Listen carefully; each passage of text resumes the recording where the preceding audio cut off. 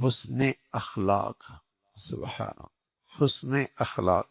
دنیا میں بعض لوگ جسموں پہ حکومت کیا کرتے ہیں، اور اللہ رب العزت ہمیں اپنے نبی کے اخلاق کا حصہ نصیب فرما دے۔ یہ جسموں پہ نہیں، ایسا شخص دلوں پہ حکومت کرتا ہے، دل اس کی طرف کھینچتے ہیں، دلوں کا اس کی طرف میلان ہوتا ہے، دلوں کی محبت اور مٹھاس اس کی طرف چلی آتی ہے۔ حسن اخلاق سے دل مانوس ہوتے ہیں، دل قریب ہوتے ہیں، دلوں میں ایک دوسرے کے لیے کشش پیدا ہوتی ہے۔ حسن اخلاق اللہ ہمیں نصیب فرما دے۔ اچھا، آپ کا کوئی ملازم ہو اور ماتحت ہو، ملازم ہو، ماتحت ہو، تنخواہ آپ سے لے، مزدوری آپ سے لے، کھانے پینے کے اخراجات آپ سے لے، خوشی کے موقع پہ تحفے ہدیے آپ سے لے، اور بتائیے آپ کا کام نہ کرے، آپ کی بات نہ مانے، آپ نے جو ذمہ داری ڈالی وہ پوری نہ کرے، آپ کہیں گے یہ بڑا بااخلاق آدمی، کہیں گے نمک حرام، بڑا احسان فراموش، بڑا احسان فراموش۔ ہم اتنا کچھ کرتے ہیں اور اس کی حرکت دیکھیں، کھاتا ادھر ہے، کام کسی اور کرتا ہے۔ تو میرے عزیزو، وہ آدمی کبھی با اخلاق نہیں ہو سکتا جو محسن حقیقی کی نعمتیں کھائے اور پھر اس محسن کی احسان فراموشی کرے۔ اس لیے کافر کبھی با اخلاق نہیں ہوتا، اس لیے کافر کبھی با اخلاق نہیں ہوتا، اس لیے مشرک کبھی با اخلاق نہیں ہو سکتا۔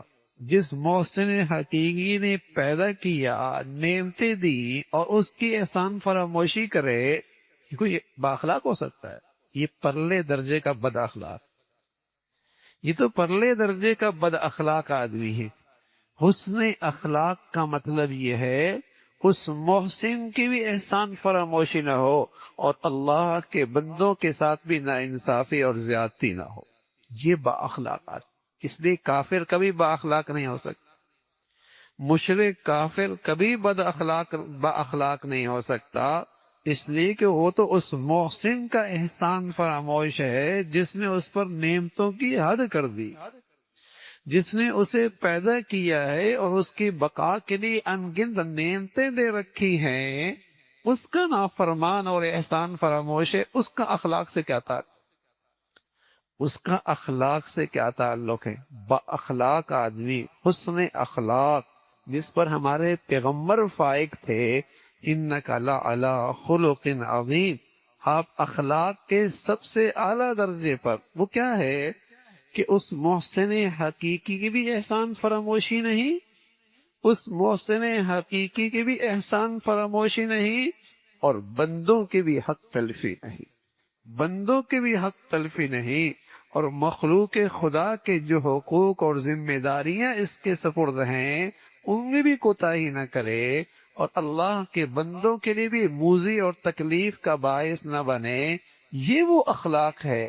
اس اخلاق کے بارے میں اللہ کے نبی نے یہ بتایا، کوئی شخص زندگی بھر تہجد میں گزار دے، کون کر سکتا ہے؟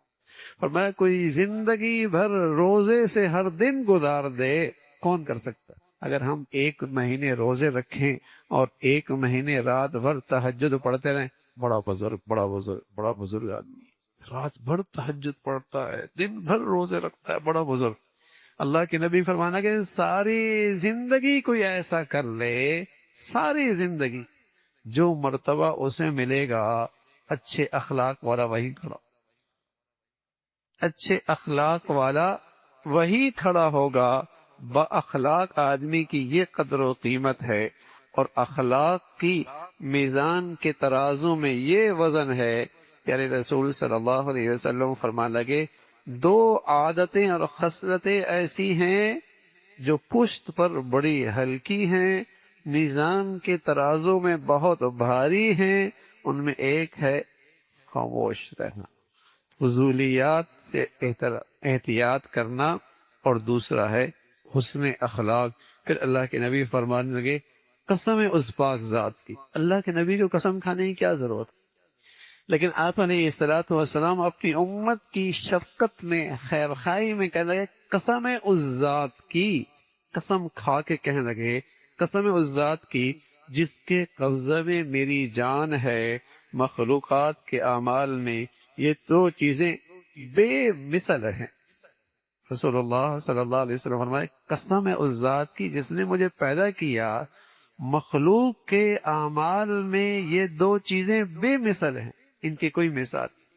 کسی کی نام اعمال میں یہ دو خوبیاں آ جائیں، مثالی آدمی، اور اس کا میزان کے ترازو کے کیا ہی کہنے ہیں۔ اس لیے رسول اللہ صلی اللہ علیہ وسلم فرمایا کرتے تھے اثقل الشیء فی المیزان الخلق الحسن، میزان کے ترازو میں جو چیز سب سے بھاری ہے وہ اچھے اخلاق ہے۔ میزان کے ترازو میں جو چیز سب سے بھاری ہے وہ اچھے اخلاق ہیں۔ اللہ ہمیں اخلاق کا صحیح مفہوم بھی ہر وقت ذہن میں رکھنے کی توفیق نصیب فرمائے، اور عمل کی کرنا بھی ہم سب کے لیے آسان فرمائے۔